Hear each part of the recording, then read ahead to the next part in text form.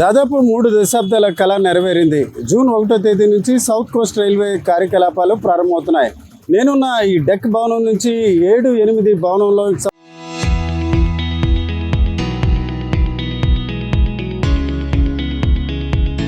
సంబంధించిన ఫ్లోర్లపై ఇప్పుడు south Coast railway కార్యకలాపాలు మొదలవుతాయి. దీనికి సంబంధించి జోనల్ జనరల్ మేనేజర్తో పాటు ఇతర అధికారులు, అంటే ఇప్పుడు తాజా లెక్కలు బట్టి దాదాపు 1100 మంది ఉద్యోగులు కూడా ఈ జోన్ కేంద్రంగా పనిచేసే పరిస్థితి. ఇకపోతే 4 డివిజన్లు, విశాఖపట్నం డివిజన్, గుంతకల్, గుంటూరు, విజయవాడ డివిజన్ల కార్యకలాపాలు కూడా కొనసాగుతాయి. ఇదంతా కూడా ఒక రకంగా దీర్ఘకాలిక కళ నెరవేరిందనే సంతోషం. అన్నిటికంటే మించి విశాఖ కేంద్రంగా చాలా కొత్త రైళ్లు, కొత్త బోగీలు కూడా వచ్చే అవకాశం ఉంటుందన్న ఆశాభావం ఉంది.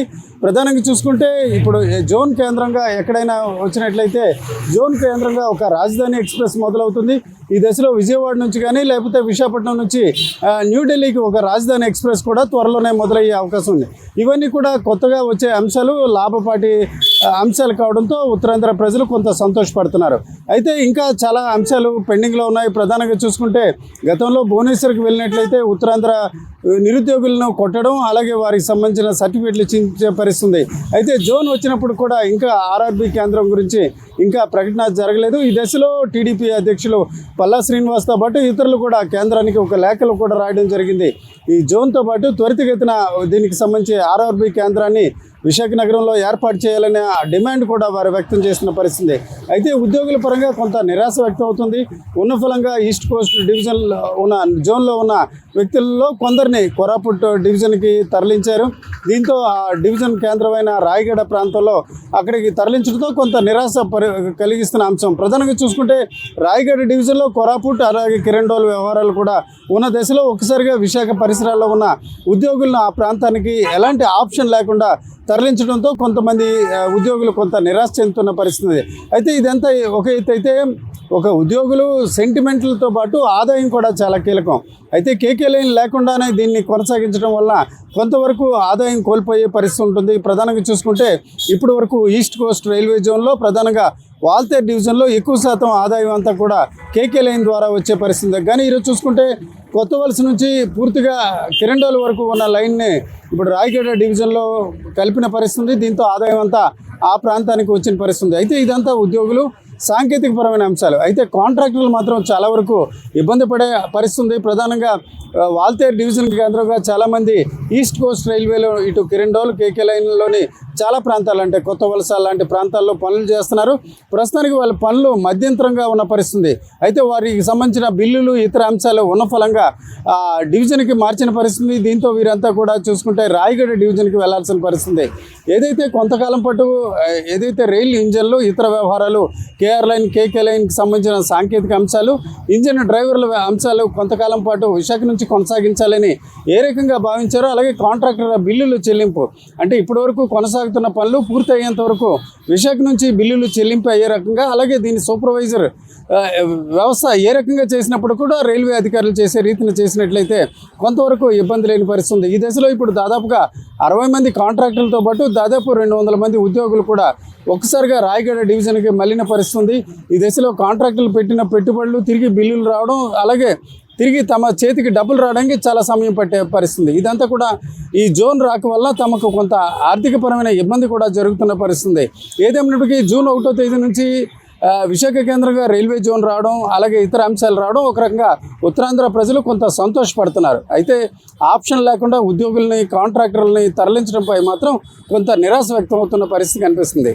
కెమెరా పర్సన్ మౌలానాతో రామచంద్రరావు, RTV, విశాఖపట్నం. దాదాపు 3 దశాబ్దాల కళ నెరవేరింది. జూన్ 1వ తేదీ నుంచి సౌత్ కోస్ట్ రైల్వే కార్యకలాపాలు ప్రారంభమవుతున్నాయి. నేనున్న ఈ డెక్ భవనం నుంచి 7-8 భవనంలో సంబంధించిన ఫ్లోర్లపై ఇప్పుడు సౌత్ కోస్ట్ రైల్వే కార్యకలాపాలు మొదలవుతాయి. దీనికి సంబంధించి జోనల్ జనరల్ మేనేజర్తో పాటు ఇతర అధికారులు, అంటే ఇప్పుడు తాజా లెక్కలు బట్టి దాదాపు 1100 మంది ఉద్యోగులు కూడా ఈ జోన్ కేంద్రంగా పనిచేసే పరిస్థితి. ఇకపోతే 4 డివిజన్లు, విశాఖపట్నం డివిజన్, గుంతకల్, గుంటూరు, విజయవాడ డివిజన్ల కార్యకలాపాలు కూడా కొనసాగుతాయి. ఇదంతా కూడా ఒక రకంగా దీర్ఘకాలిక కళ నెరవేరిందనే సంతోషం. అన్నిటికంటే మించి విశాఖ కేంద్రంగా చాలా కొత్త రైళ్లు కొత్త బోగీలు కూడా వచ్చే అవకాశం ఉంటుందన్న ఆశాభావం ఉంది.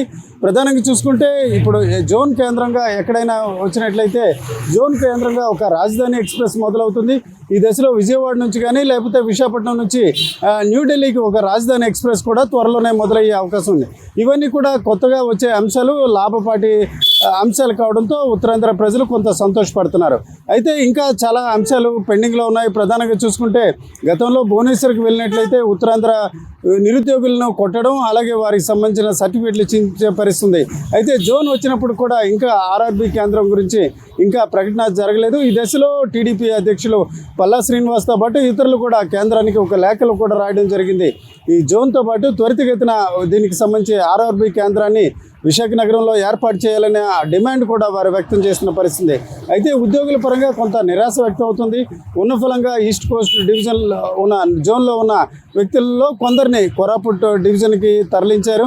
దీంతో ఆ డివిజన్ కేంద్రమైన రాయగడ ప్రాంతంలో అక్కడికి తరలించడంతో కొంత నిరాశ కలిగిస్తున్న అంశం. ప్రధానంగా చూసుకుంటే రాయగడ డివిజన్లో కోరాపుట్ అలాగే కిరణ్డోల్ వ్యవహారాలు కూడా ఉన్న దశలో ఒకసారిగా విశాఖ పరిసరాల్లో ఉన్న ఉద్యోగులను ఆ ప్రాంతానికి ఎలాంటి ఆప్షన్ లేకుండా తరలించడంతో కొంతమంది ఉద్యోగులు కొంత నిరాశ చెందుతున్న పరిస్థితి.